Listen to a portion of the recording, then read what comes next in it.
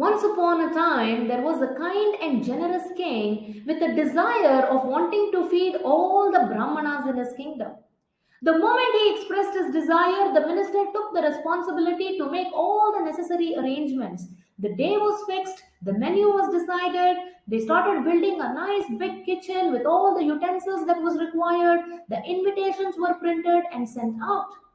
When the D-Day arrived, thousands of Brahmanas arrived and being sumptuously fed, they wholeheartedly blessed the king and went back home.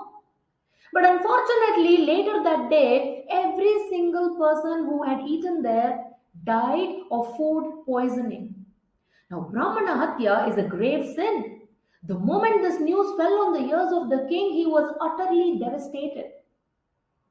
And upon inquiring, they found out what had actually happened was because they had this open kitchen facility, right on top of that kitchen, an eagle was flying carrying its prey. And that prey was a dead snake with poison in its mouth, and that poison from the mouth of the dead snake fell into the utensil in which the food was being prepared, and that had led to food poisoning. Meanwhile, Chitragupta in Yamaloka was left confused. He was wondering, in whose account should I record this sin? And then, when he took the matter to his boss, that is Yamaraj, they called an immediate meeting, and every single person there had a different opinion. Somebody said, let's put it in the account of the snake because the poison directly dripped from the mouth of the snake. But someone else refuted and said, come on, it was a dead snake. How is it supposed to know? Okay, somebody else said, let's put it in the eagle's account then because it was the eagle that was flying over the kitchen. Now, that was also refuted and said the eagle was just going about its business. It had no clue what was going on the ground. All right, somebody said then let's put it in the cook's account. The cook was supposed to be more careful. He should have been more watchful. Now, someone else said, well, the cook cannot be there every moment, every minute. He had ran out of salt and he had just stepped out to get the salt. It's not his fault. How about putting it in the account of the minister? Because perhaps he should have built a closed kitchen and not an open kitchen. Now, how was the minister supposed to anticipate that something so weird is going to happen? In fact, he was very practical because they were cooking for thousands of people. It only made sense to have an open kitchen instead of a closed one. Finally, somebody said, then, well, let's put it in the king's account because it was the desire of the king, because of which this whole setup and this event was conducted. But they said, come on, the king is so noble, he's kind. He did it with good intention. He absolutely had no evil intention in his heart. How can we put it in his account?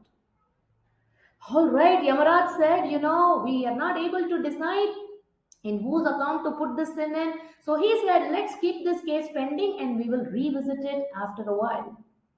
Meanwhile, about 6 months had passed, and at the street corner, which actually led to the royal palace, there would be a flower vendor lady who would put up a nice little stall selling flowers. So one afternoon in the scorching heat, three Brahmanas arrived and they approached this lady and asked, oh lady, we've been invited to the royal palace and we seem to be a little lost. Could you please give us the directions? The moment she heard this, this flower lady turned to them and sarcastically said, oh, I see you've been invited by the king. I hope he's not invited you for lunch. Just 6 months ago, this king had killed thousands of Brahmanas by feeding them. You better watch out. The moment she uttered these words, Yamaraj immediately went to Chitragupta and said, I know in whose account you need to put that sin in. Put it in this flower lady's account.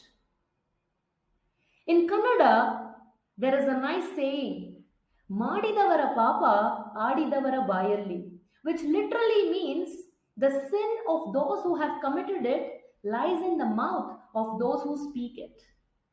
So, my dear friends, next time when we feel like judging someone without actually knowing the truth, let's remind ourselves of this beautiful story with a very nice message. Hare Krishna.